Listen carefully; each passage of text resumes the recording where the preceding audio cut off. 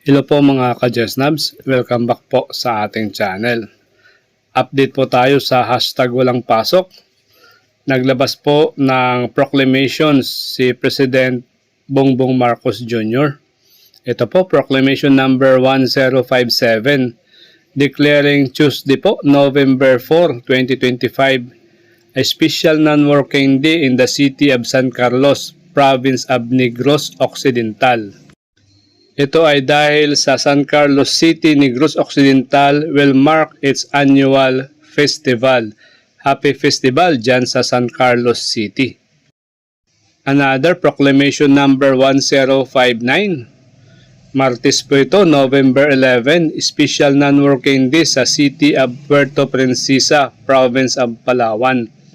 Ito ay dahil sa November 11, 2011, yung Puerto Princesa Underground River was chosen as one of the 7 wonders of nature.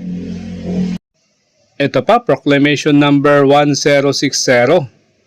Wednesday naman ito, November 12, 2025, a special non-working day in the municipality of Gumaca, province of Quezon.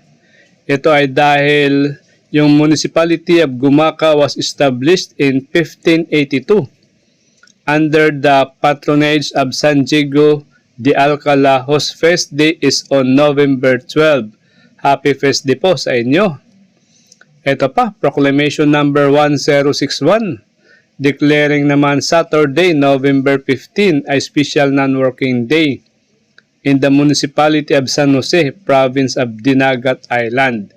Ito ay dahil sila ay mag-celebrate ng 36th Charter Anniversary. Happy Charter Anniversary dyan sa San Jose, Dinagat Islands. Ito pa, proclamation number 1062. Lunes naman ito, November 17, a special non-working day in the municipality of Carmen, province of Surigao del Sur. Dahil sa nasabing petsa, sila ay mag-celebrate ng founding anniversary. Happy anniversary dyan sa Carmen, Surigao del Sur. Ito pa, proclamation number 1063. Wednesday naman ito, sa November 12, a special non-working day in the municipality of Tanay, province of Rizal. Ito dahil ay mag-celebrate sila sa November 12 ng 15th Honey Festival. Happy Festival dyan sa Tanay, Rizal. Ito pa, proclamation number 1064, declaring Thursday, November 20, 2025, a special non-working day in the municipality of Dupax del Sur, province of Nueva Vizcaya. Ito ay dahil sa Dupax del Sur, Nueva Vizcaya will mark its celebration of its founding anniversary. Happy anniversary dyan sa Dupax del Sur. Ito pa, proclamation 1065. Sabado naman ito, November 22, 2025. A special non-working day in the municipality of Itogon, province of Benguet.